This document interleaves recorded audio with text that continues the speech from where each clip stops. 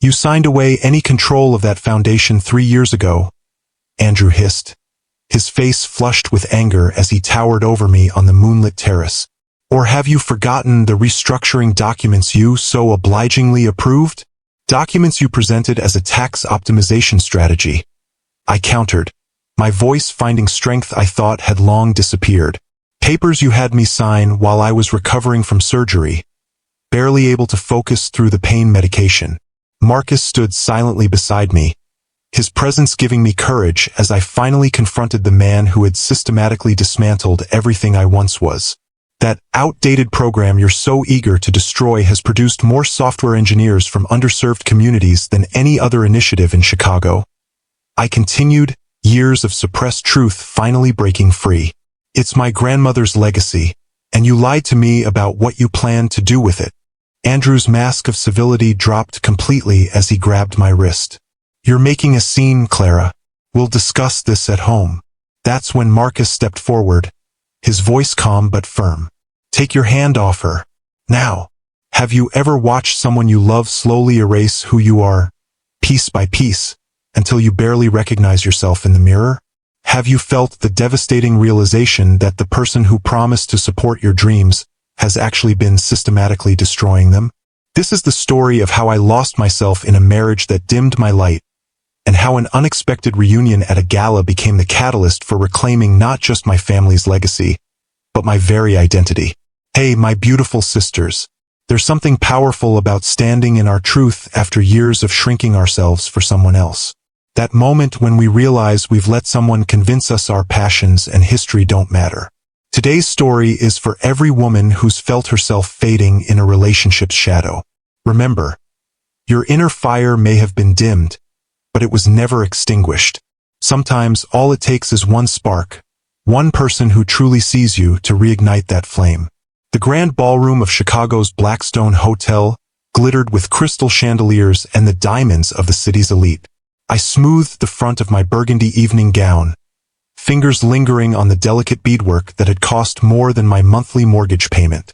Despite the opulence surrounding me, I felt oddly disconnected from it all, as though I were watching myself from a distance, the perfect accessory on my husband's arm. Remember, Andrew whispered, his grip tightening on my elbow as we navigated through clusters of Chicago's tech elite. Stay away from the north side of the ballroom. The Meridian Ventures people are over there, and I don't need you getting into any conversations about digital equity that might complicate my acquisition. I nodded automatically, though something in my chest tightened at his words. After 10 years of marriage to one of Chicago's most prominent tech entrepreneurs, I'd grown accustomed to being positioned like a chess piece at these events, showcased when convenient, hidden when not. And for God's sake, Andrew continued, his voice low but sharp, his blue eyes cold, don't mention your grandmother's tech education center in Bronzeville. The last thing I need is for people to start connecting those dots.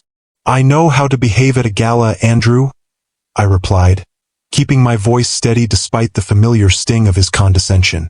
At 35, I was hardly a novice at these events, having spent a decade learning to navigate the treacherous waters of Chicago high society as the wife of Andrew Parker, whose family name opened doors that had historically been closed to people from my community.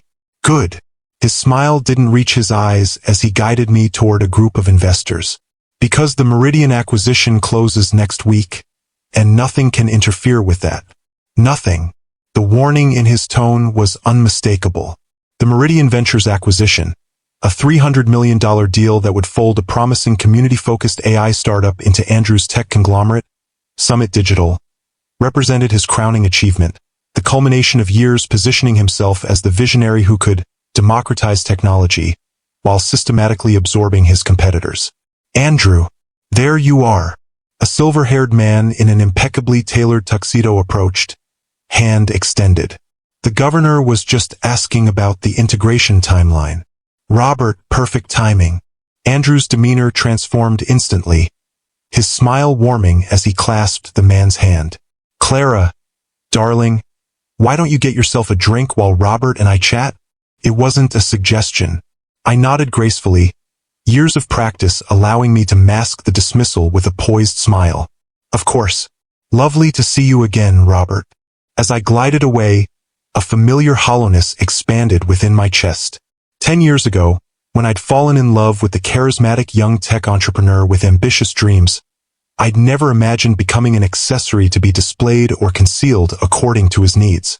Back then, Andrew had valued my insights as a digital ethics specialist and community tech advocate, had even claimed my pioneering work in bringing technology education to underserved communities was what attracted him to me. A commitment to the authentic democratization of tech that he hoped to scale. How naive I'd been. I made my way to the bar, requesting a sparkling water with lime. I'd learned long ago that alcohol and these events were a dangerous combination. Andrew expected perfect composure, and the cutting remarks that would follow any perceived misstep weren't worth the momentary comfort of champagne. "Clara Bennett? Is that really you?" The deep, resonant voice behind me sent an unexpected shiver down my spine. A voice I hadn't heard in over 12 years, but would recognize anywhere. Slowly, I turned, my heart suddenly racing with a rhythm that had nothing to do with anxiety. Marcus Meridian stood before me, as commanding a presence at 40 as he had been at 28. The years had been kind to him, adding distinguished silver at his temples and character lines around his eyes that only enhanced his handsome features. His custom tuxedo draped perfectly over broad shoulders that still suggested the college athlete he'd once been. "Marcus," I breathed, momentarily forgetting the elaborate social mask I typically wore at these functions. "I didn't know you were back in Chicago." His smile, warm, genuine, reaching all the way to his eyes, triggered a cascade of memories I'd spent years trying to suppress. "Moved back 6 months ago to launch Meridian Ventures after selling my London tech firm. Been looking for you ever since." "Looking for me?" My voice caught slightly on the words. "Of course." Marcus's gaze held mine with an intensity that made the crowded ballroom seem to fade away. "When I saw your grandmother's tech center on our potential community partnership list, I couldn't believe it. Rose Bennett's granddaughter would never let that program die. Not the Clara I knew." I glanced nervously across the room, where Andrew was deep in conversation with the governor and several tech investors, his tall frame easy to spot among the crowd. "It's complicated, Marcus.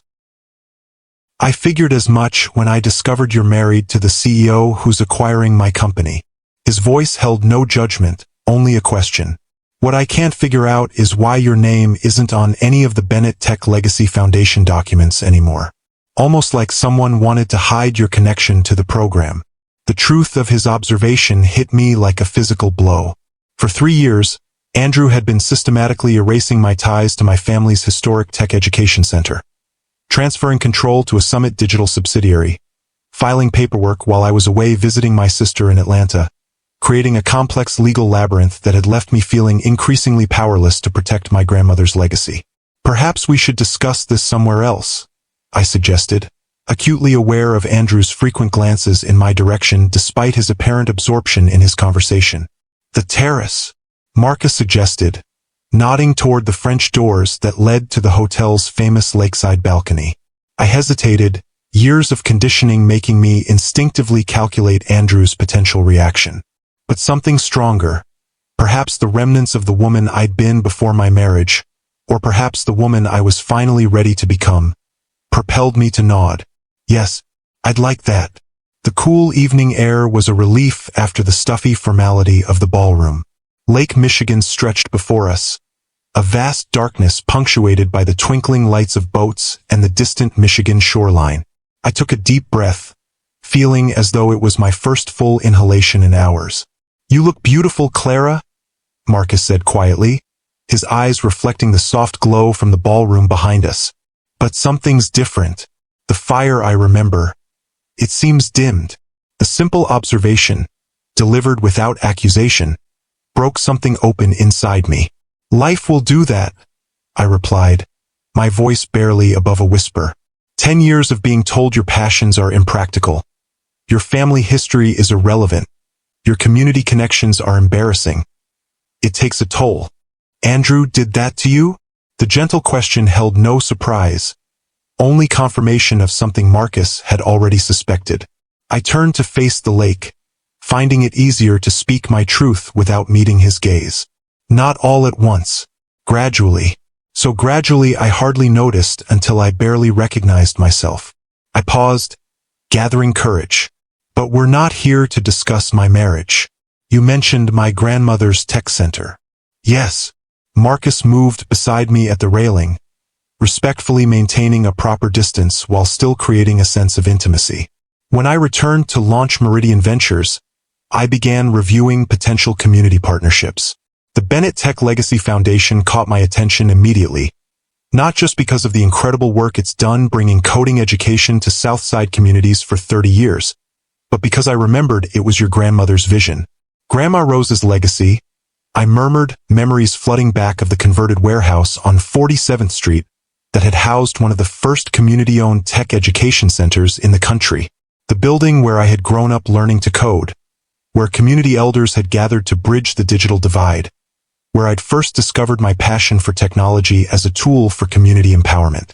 I remember you telling me no amount of money could ever make your family abandon that mission, Marcus continued. You said it wasn't just a program, it was digital justice in action. I did say that. My throat tightened. And I meant it. So when I saw the transfer documents with Summit Digital listed as the controlling entity and plans to reimagine the center as a corporate recruitment pipeline, I knew something wasn't right. Marcus turned to face me fully. Clara, did you know your grandmother's tech center is scheduled to be completely absorbed into Summit next month? The community program's eliminated for a corporate coding boot camp that charges $15,000 per student. The world seemed to tilt beneath my feet. What?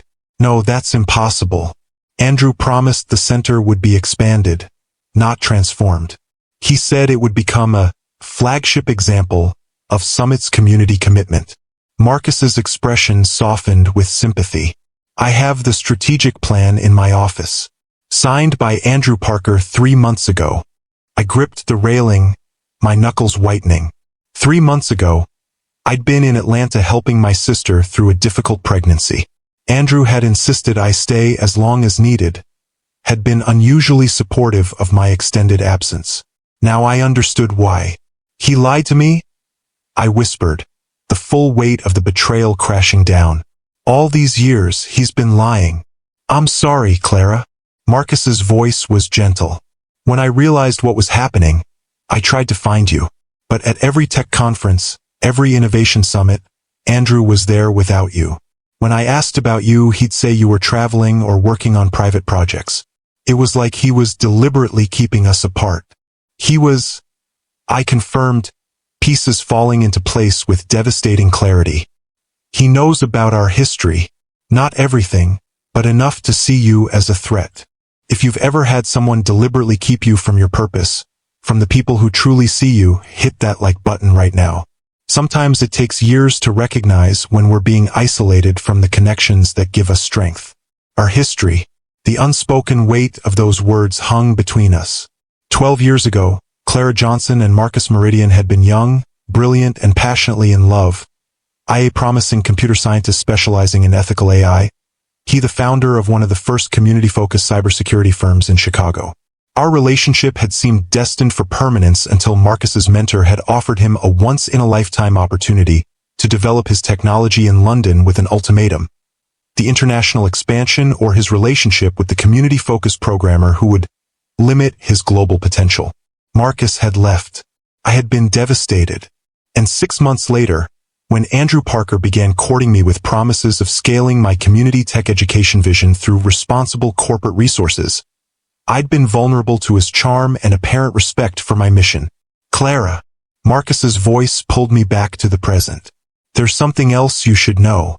I'm not just letting Summit acquire Meridian Ventures without conditions. I've built protections into the deal, including a complete reassessment of all community programs. Without my final signature, the entire acquisition stalls. My eyes widened. Andrew would lose everything. He's leveraged Summit to the limit for this acquisition.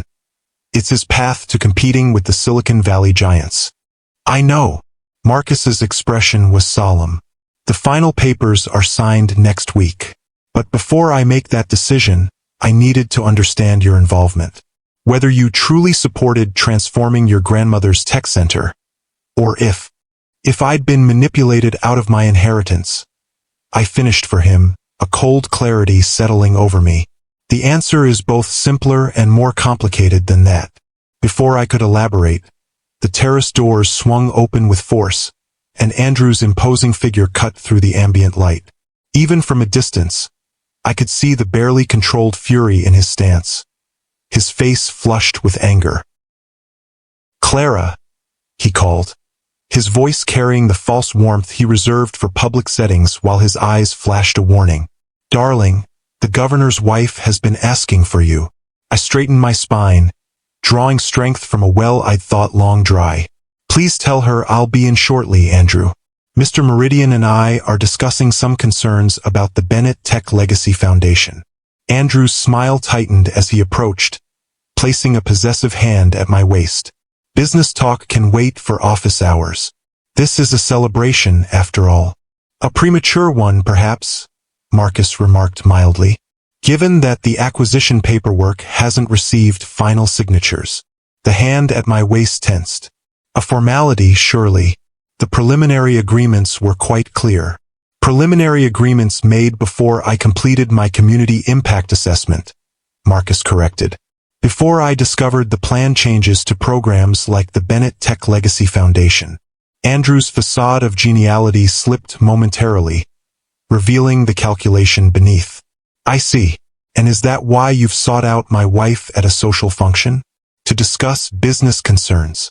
"Actually," Marcus replied, his gaze shifting to me with unmistakable respect, "I was hoping to hear Dr. Bennett's perspective on the ethical implications of the proposed changes. Her doctoral work on algorithmic justice and community technology access was groundbreaking. The use of my academic title, Dr. Bennett, sent a jolt through me. It had been years since anyone had acknowledged my doctorate or my scholarly work. Andrew had gradually trained our social circle to see me only as Mrs. Parker, the tech mogul's elegant wife, not Dr. Johnson-Bennett, the digital ethics specialist whose research on technology access in underserved communities had once been celebrated in academic and industry circles. "My wife's academic interests are a hobby now," Andrew dismissed with a tight smile. "Her focus is on supporting Summit's social responsibility initiatives and our position in the tech community." Something snapped inside me, a tether that had held me bound to a diminished version of myself for too long. "My academic work was never a hobby, Andrew. And the Bennett Tech Legacy Foundation isn't just another asset in your corporate portfolio. It's my family's contribution to our community." Andrew's expression hardened. "Clara, this isn't the time or place." "When is the time?" I interrupted, my voice gaining strength. "When the center is already transformed into a profit center next month. When my grandmother's vision of technology access for all is sacrificed for your corporate recruitment pipeline." Andrew's eyes darted around, checking for witnesses to this unprecedented defiance. Finding the terrace momentarily empty save for the three of us, his mask dropped completely. "You signed away any control of that foundation 3 years ago," he hissed. "Or have you forgotten the restructuring documents you so obligingly approved when we consolidated our digital properties? Documents you presented as a tax optimization strategy." I countered, memories crystallizing with painful clarity. "Papers you had me sign while I was recovering from surgery, barely able to focus through the pain medication." Marcus's expression darkened, but he remained silent, allowing me to find my voice without intervention. "I trusted you," I continued, the hurt and betrayal of years rising to the surface. "I believed you when you said you were protecting my grandmother's legacy, not erasing it." "Don't be dramatic," Andrew scoffed. "It's an outdated program in a market that needs innovation. Your sentimentality has always been your weakness, and your callousness has always been yours," I replied, a lifetime of suppressed truths finally breaking free. "That outdated program has produced more software engineers from underserved communities than any other initiative in Chicago. It's provided digital literacy to thousands of seniors, coding camps for children who'd never otherwise touch a computer, and tech entrepreneurship training for women returning to the workforce. Inefficient charity work compared to what Summit can build," Andrew sneered. "Meanwhile, I'm creating actual value, bringing cutting-edge technology and high-paying jobs to a community that's been digitally redlined for decades. Jobs none of the current community members would qualify for under your model, Marcus interjected, his calm voice a counterpoint to Andrew's growing agitation. Your internal documents show plans to replace free community classes with corporate boot camps requiring bachelor's degrees as prerequisites. The entire mission shifts from community access to corporate recruitment. Andrew turned on him with barely concealed contempt. This is business, Meridian, not a digital justice seminar. If you want to back out of the acquisition, that's your prerogative, but don't pretend it's about anything but your personal history with my wife. The crude accusation hung in the air between us. I felt a flush of anger rise to my cheeks.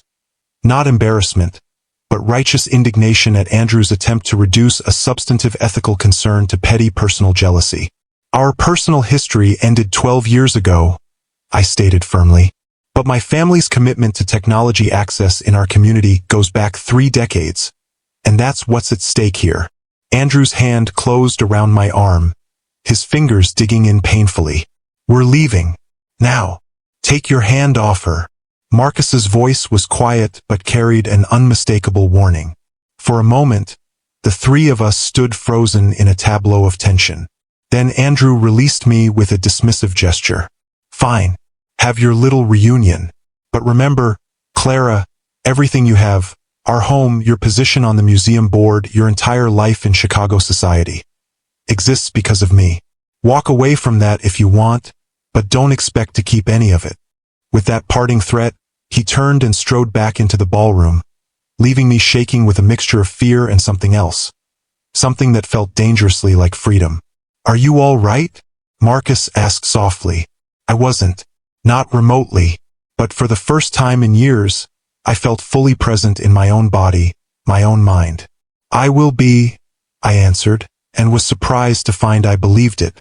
The memory of another time, another place, washed over me suddenly. Grandma Rose's Tech Center on 47th Street, 25 years earlier.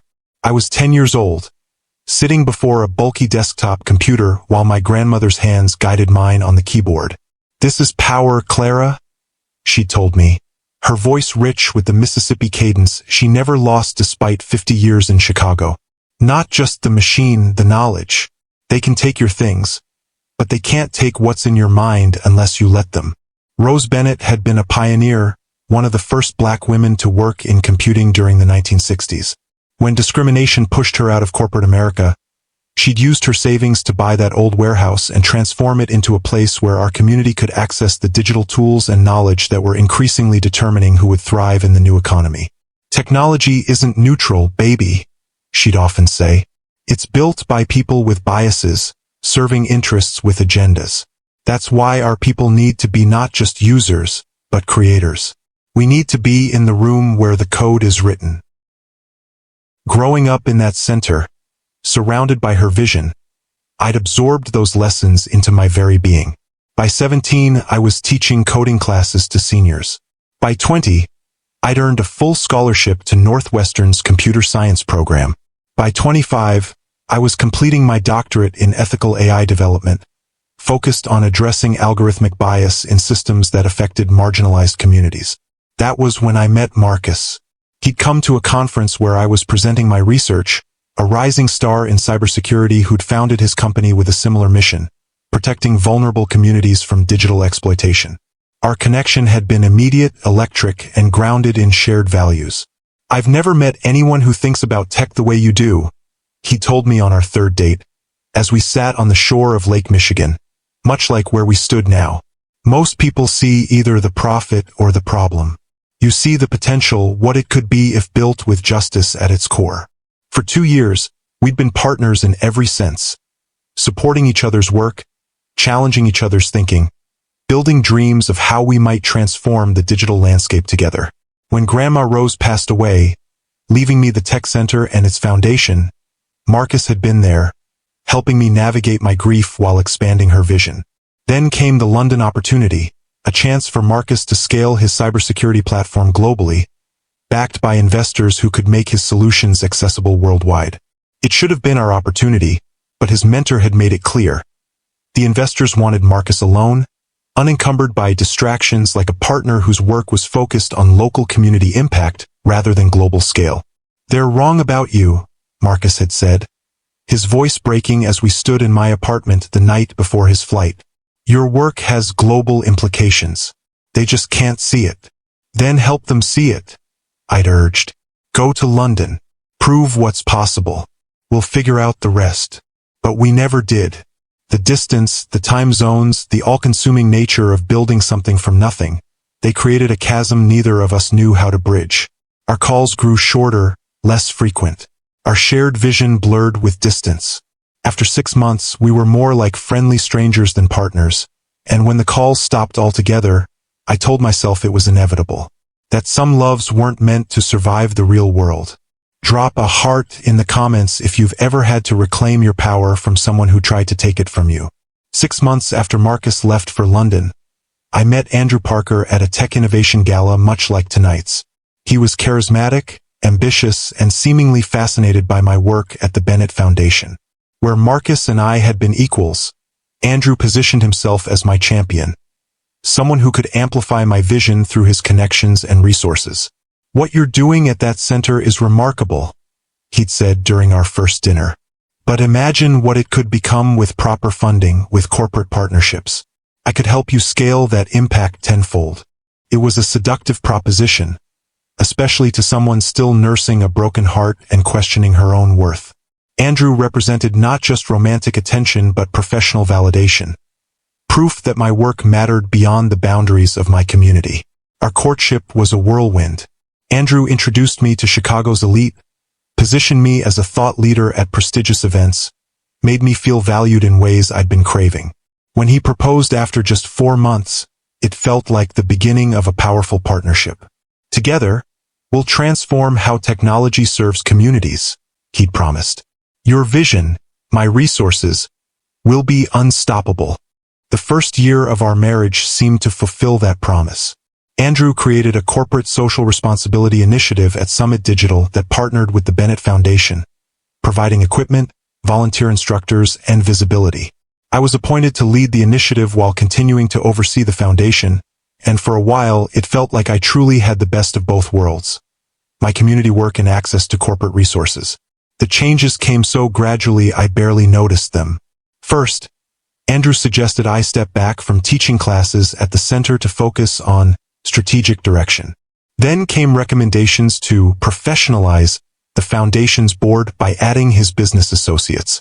Next, he proposed streamlining operations by having Summit's legal team handle the foundation's administrative matters. "You're too valuable to be bogged down in paperwork," he'd insisted. "Focus on the vision. Let others handle the details." Each suggestion seemed reasonable in isolation, each change small enough to accept without alarm. But looking back now, I could see the pattern, a systematic separation of me from the day-to-day operations of my grandmother's legacy. The personal erosion paralleled the professional. Andrew's subtle critiques of my appearance led to a complete wardrobe overhaul. His comments about my academic communication style, being off-putting at social events, had me second-guessing every word. His insistence that my community connections were limiting our social circle gradually reduced my contact with the people who had known me before. By our 5th anniversary, I was serving primarily as the elegant hostess at Andrew's business functions, my academic credentials mentioned only as an interesting footnote in my introduction as Andrew Parker's wife. My work at the foundation had become largely ceremonial, cutting ribbons at events, giving pre-approved speeches written by Summit's PR team. The most painful part? I'd convinced myself this was growth, maturity, that I was evolving beyond what Andrew called my naive idealism into a more sophisticated understanding of how change really happened in the world. "You can't transform systems from the outside," he would remind me whenever I expressed concerns about the foundation's shifting priorities. "Real impact requires working within existing power structures, not fighting them." It was only when my grandmother's closest friend, Miss Evelyn, confronted me at a community event that I began to question the narrative I'd accepted. "Rose would be heartbroken to see what's happening to her center," she'd said bluntly, pulling me aside during a Summit-sponsored tech innovation showcase that had replaced the center's annual community celebration. All these corporate folks in suits, not a single person from the neighborhood on stage. This isn't access, Clara. It's occupation. Her words had stung, but I defended the changes, repeating Andrew's arguments about scale and sustainability. Miss Evelyn had just shaken her head sadly. I remember when you used to speak with your own voice, not someone else's words, she'd said before walking away. I hope that girl is still in there somewhere. That confrontation had planted a seed of doubt that grew slowly over the next few years. I began paying closer attention to the Foundation's programs, asking more questions about decisions being made. Andrew skillfully deflected my concerns, alternating between technical explanations that overwhelmed me and reassurances that everything was being handled in the Foundation's best interests. Then came my surgery 3 years ago, a procedure to remove fibroids that had left me on strong pain medication for weeks. During my recovery, Andrew had brought stacks of documents for me to sign, routine paperwork that couldn't wait for my return to the office. Just trust me to handle this, Clara, he'd said, guiding my hand to the signature lines. You focus on getting better, and I had trusted him completely until tonight, when Marcus Meridian reappeared in my life with evidence that everything I thought I knew about my marriage, my work, and my grandmother's legacy had been built on carefully constructed lies. Now, standing on the terrace with Marcus, I felt like I was waking from a decade-long sleep, the full horror of what I'd allowed to happen washing over me in waves. I need to see those documents, I said finally, turning to face him. The strategic plan, the transfer papers, everything you have about what's really happening to the Foundation. Marcus nodded. I have copies in my office. We can go there now if you want. I glanced back toward the ballroom, where Andrew was now holding court with a group of investors, his charm on full display. He caught my eye briefly, his expression a clear warning. Not tonight, I decided. Andrew would notice my absence, and I need time to think. Can we meet tomorrow? Of course. Marcus pulled out his phone. Give me your number, and we'll coordinate. I hesitated. Andrew checks my phone sometimes. For security reasons. The look that crossed Marcus's face, a mixture of concern and barely suppressed anger, made me realize how that sounded, how my life had become. Here, he said, handing me a business card. My private number is on the back. Use any phone to call or text me when you can meet. I slipped the card into my evening bag, feeling like a spy in my own life. I should go back inside before he comes looking for me. Marcus reached out as if to touch my arm, then stopped himself. Clara, I'm sorry. Not just about the Foundation but about London. About us. I should have. Don't, I interrupted gently. That was a lifetime ago. We were different people. Were we? His eyes held mine, searching. Because seeing you tonight, even after all this time, I felt. The terrace door opened again, and I stepped back instinctively. It wasn't Andrew but another couple seeking privacy. Yet the moment was broken. I'll call you tomorrow, I promised, then moved past him toward the ballroom, my mind racing with questions I'd been afraid to ask for years. The rest of the evening passed in a blur. I performed my role as Andrew's devoted wife with mechanical precision, smiling at the right moments, making appropriate small talk with investor spouses, standing proudly at his side during the formal announcement of the pending Meridian acquisition. But inside, I was somewhere else entirely, mentally cataloging every conversation about the Foundation over the past 3 years, every document I'd signed during my recovery, every subtle shift in how Andrew spoke about my grandmother's legacy. When we finally arrived home to our Kenwood mansion, Andrew wasted no time addressing what had happened. What exactly did Meridian say to you? He demanded as soon as the front door closed behind us. And don't pretend it was nothing. I saw your face on that terrace. I slipped off my heels, buying myself a moment to think. He had questions about the Foundation's involvement in the acquisition. I was surprised to learn about the changes planned for the center. Changes that have been in development for months, Andrew countered smoothly. Nothing that should have been a surprise if you'd been paying attention to the briefings I've shared. Had he? I searched my memory for any mention of eliminating community programs or charging $15,000 for boot camps. There had been vague discussions of program evolution and sustainable revenue models, but nothing that translated to what Marcus had described. You never mentioned closing the free community classes, I said carefully, or requiring bachelor's degrees for participation. Andrew sighed with exaggerated patience. Because those are implementation details, Clara. You've never been interested in operational specifics before. You're the vision person, remember? The inspirational face of our community initiatives. The condescension in his tone was so familiar I almost accepted it automatically. Almost. I'd like to see the full strategic plan, I said instead, and the current foundation bylaws. I should be more involved in the details going forward. Something flickered in Andrew's eyes, caution, calculation, before he smiled indulgently. Of course, I'll have my assistant send everything over tomorrow, though I'm surprised by this sudden interest in paperwork. He moved closer, his hand coming to rest at the small of my back.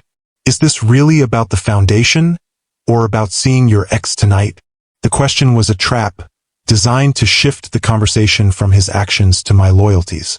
I'd fallen into this pattern countless times before, ending up defending myself rather than addressing the actual issue.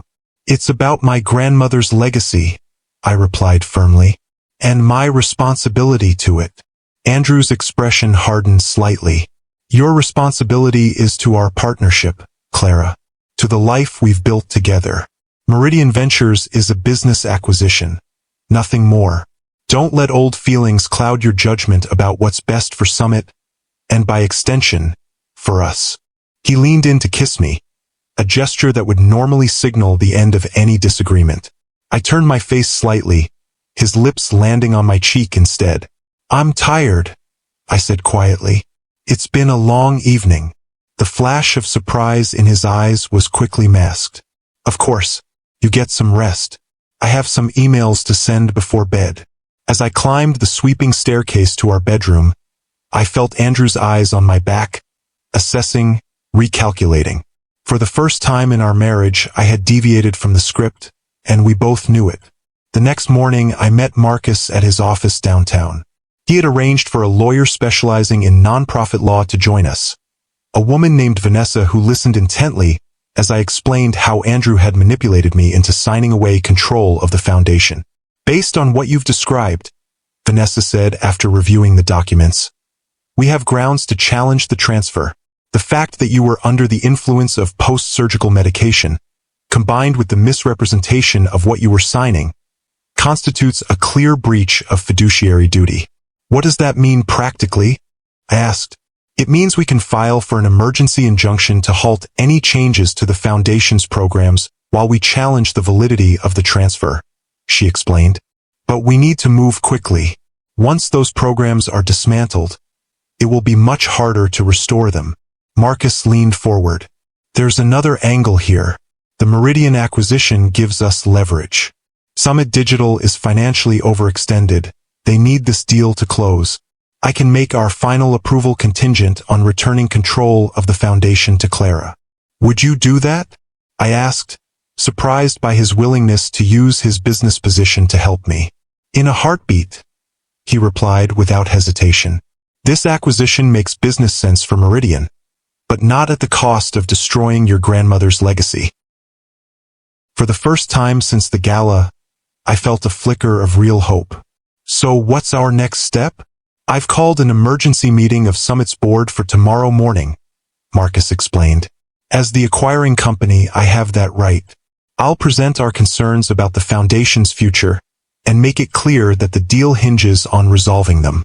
And I'll file the injunction papers today, Vanessa added. By tomorrow morning, there will be a legal cloud over the foundation transfer that the board can't ignore. Andrew will fight this. I warned them. He doesn't compromise, especially when he feels challenged. Let him fight, Marcus said with quiet confidence. Some battles are worth having, no matter the cost. His words echoed my grandmother's so closely that tears sprang to my eyes. I blinked them away quickly, unwilling to be overwhelmed by emotion when there was work to be done. I should be at that board meeting, I said decisively. They need to hear directly from me, not just about me. Absolutely, Marcus agreed. I'll make sure you're on the attendee list. As I left Marcus's office, I felt a strange mixture of terror and exhilaration. For 10 years, I had been slowly disappearing into Andrew's shadow, my voice growing fainter, my presence more decorative than substantive. Now I was stepping back into the light, reclaiming not just my grandmother's legacy but my own identity. The board meeting the next morning was held in Summit Digital's sleek downtown headquarters. I arrived early, dressed in a simple but elegant pantsuit rather than the designer dresses Andrew preferred. My hair was pulled back in a neat bun, my makeup minimal but polished. I looked like Dr. Clara Johnson-Bennett, not Mrs. Andrew Parker, and the distinction felt significant. Andrew was already there, deep in conversation with several board members. He froze momentarily when he saw me, surprise and then calculation flashing across his face before he excused himself and approached. "Clara," he greeted me with forced warmth. "I didn't realize you were attending today." "Mr. Meridian requested my presence," I replied evenly. "Given that the Bennett Foundation is on the agenda." "Yes, I saw that." His smile didn't reach his eyes. "A last-minute addition. Seems our potential partner has some concerns." "Legitimate ones," I countered. "As do I." Andrew's expression hardened slightly. "Clara, whatever game you think you're playing here." "This isn't a game," I interrupted, my voice low but firm. "This is about my grandmother's legacy and the community that depends on it. A community you promise to support, not exploit." Before he could respond, Marcus entered the room, followed by 2 members of his executive team. He nodded respectfully to me, then extended his hand to Andrew. "Mr. Parker, thank you for accommodating this emergency meeting." Andrew shook his hand with practiced cordiality. "Of course, though I must say, the urgency is somewhat puzzling. We've been in negotiations for months without these concerns arising. New information often necessitates new conversations," Marcus replied smoothly. "Shall we begin?" The board chairman called the meeting to order, and we took our seats around the polished conference table. I was acutely aware of Andrew watching me, assessing, planning his countermoves. Marcus opened the discussion with diplomatic precision, expressing Meridian's enthusiasm for the acquisition while raising significant concerns about the planned restructuring of community programs, particularly the Bennett Tech Legacy Foundation.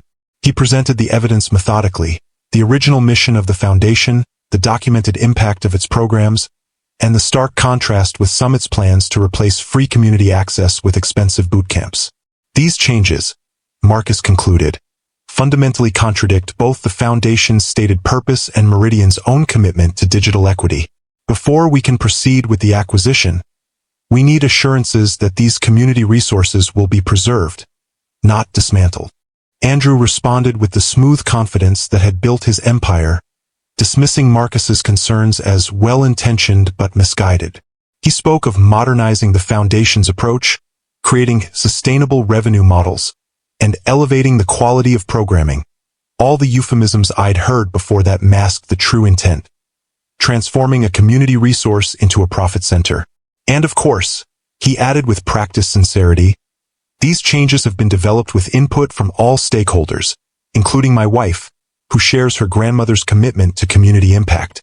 That was my cue, the moment I'd been preparing for since leaving Marcus's office yesterday.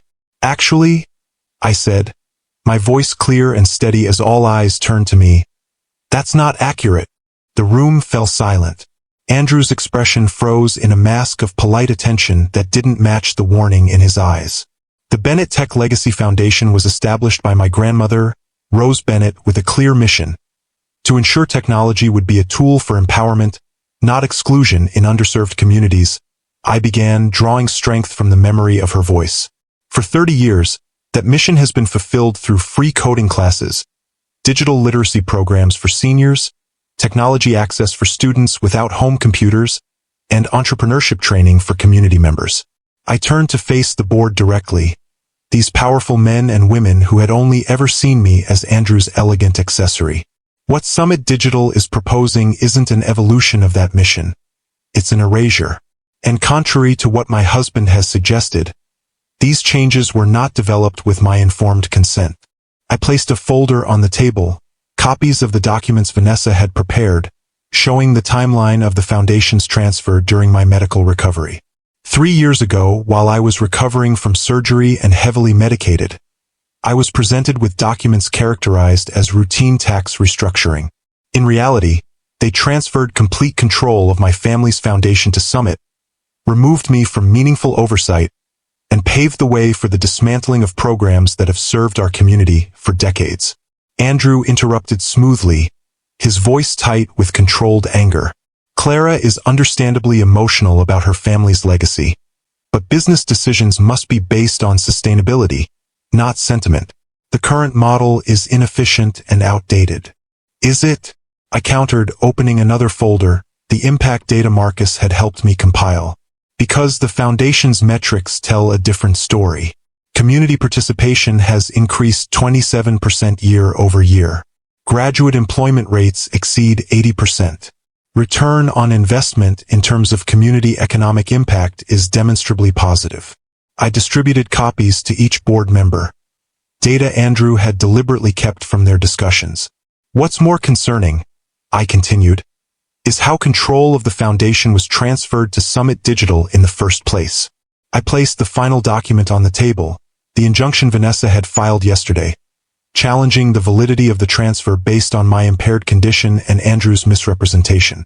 As of this morning, there is a legal cloud over Summit's control of the Foundation, one that could become very public if not addressed appropriately. The implied threat hung in the air. Andrew's face had gone from controlled anger to barely suppressed fury, though he maintained his composure in front of the board. "These are serious allegations," the chairman said after a moment of stunned silence. "Mr. Parker, would you care to respond?"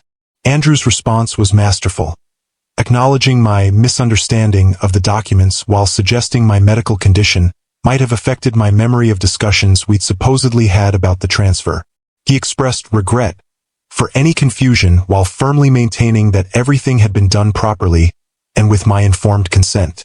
It was a performance I had seen many times before. Andrew Parker, reasonable businessman, patiently managing an emotional situation. In the past, it had always worked, but not today. "I think," Marcus interjected, "there's a simple solution here. Meridian Ventures is prepared to proceed with the acquisition as planned, with one condition. The Bennett Tech Legacy Foundation is returned to Dr. Johnson-Bennett's control, with a clean separation from Summit Digital and a commitment to maintain its original community-focused mission." The board chairman looked between Marcus and Andrew, clearly calculating the business implications. "This acquisition is critical to Summit's growth strategy. If returning the Foundation resolves these concerns." "It's not that simple," Andrew objected. "The Foundation is integrated into Summit's community outreach structure. Separating it would be complex, time-consuming." "We've prepared a transition plan," I interrupted, producing the final document from my folder, complete with timeline, resource allocation, and legal framework. The separation could be accomplished within 30 days, well before the planned program changes are scheduled to begin. Andrew stared at me, finally recognizing the extent of my preparation, the deliberate strategy behind my actions. In that moment, I saw something I had never seen in his eyes before when looking at me. Respect, mingled with fury. The board discussion that followed was tense but ultimately pragmatic.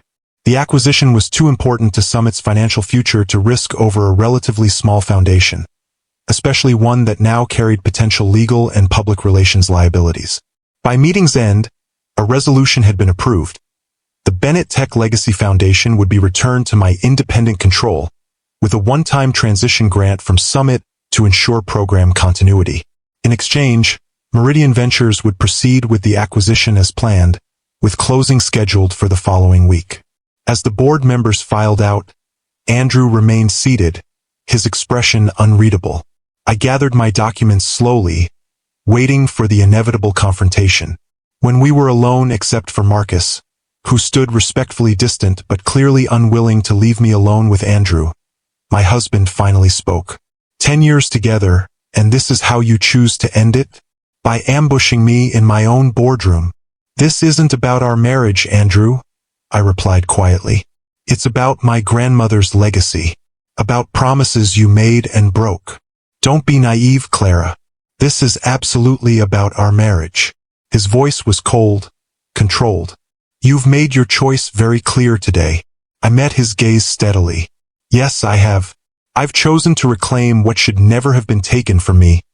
My voice, my purpose, my family's legacy. With his help, Andrew nodded toward Marcus. How convenient that your ex-boyfriend returned just in time to rescue you. I didn't need rescuing, I corrected him. I needed the truth. Marcus simply helped me see what was happening right in front of me. Andrew stood, buttoning his suit jacket with deliberate precision. You'll regret this, Clara. When the excitement of rebellion fades, when you remember everything you're throwing away, the life we built, the position, the security, you'll regret it. For a moment, doubt flickered within me. The life Andrew described had been real, comfortable, privileged, secure. Walking away meant uncertainty, struggle, rebuilding from scratch. Then I remembered Grandma Rose again, her voice clear in my memory. Security that costs you your soul is no security at all, baby. It's just a prettier cage. No, Andrew, I said with quiet certainty. I won't regret choosing myself. Not ever. His jaw tightened. I'll have my attorney contact you about divorce proceedings. I expected nothing less. With a final cold glance between Marcus and me, Andrew strode from the room, his posture rigid with controlled anger. When the door closed behind him, I released a breath I hadn't realized I was holding, my hands trembling slightly with the aftermath of adrenaline. You were magnificent, Marcus said softly, approaching the table. Rose would have been so proud. The simple truth of his words broke through my carefully maintained composure. Tears filled my eyes. Not of sadness or regret, but of relief, of release after years of suppressing my true self. What happens now? I asked, wiping my eyes. Now, Marcus smiled. You rebuild. And if you'll let me, I'd like to help, professionally, he added quickly. Meridian Ventures would be honored to partner with the Bennett Foundation as originally intended. No strings, no control, just collaboration between equals. I'd like that, I replied, returning his smile. The foundation needs strong partners to grow. And what about Clara? He asked gently. What does she need? The question caught me off guard. For so long, my needs had been secondary, subsumed by Andrew's ambitions, Summit's priorities, the carefully constructed life of Mrs. Parker. Time, I answered honestly. Time to remember who I am without Andrew. Time to rebuild not just the foundation but myself. Marcus nodded, understanding in his eyes. Time you shall have. But know that I'm here, as a friend, as a colleague, as whatever you need me to be. 6 months later, I stood in the renovated lobby of the Bennett Tech Legacy Foundation, watching as community members of all ages filled the space for our grand reopening celebration. The building hummed with energy, seniors learning tablet basics in one corner, teenagers coding in another, women entrepreneurs collaborating in the conference room. With the transition grant from Summit and new partnerships with companies like Meridian Ventures, we'd been able to not just restore but expand my grandmother's vision. The center now offered more programs, reached more people, created more opportunities than ever before. And I had changed too. Living in a modest but comfortable condo in Bronzeville, free from the golden handcuffs of my marriage to Andrew, I had rediscovered parts of myself I thought were lost forever. My voice, my passion, my purpose. Dr. Johnson-Bennett, a young girl, no more than 12, approached me shyly. Miss Evelyn said you might help me with my coding project? I smiled, recognizing the same spark in her eyes that Grandma Rose had once seen in mine. I'd be honored. What are you working on? An app to help kids in my building share books, she explained, growing animated. Since the library closed, it's hard to find new things to read. That's brilliant, I told her sincerely. Let's see what we can build together.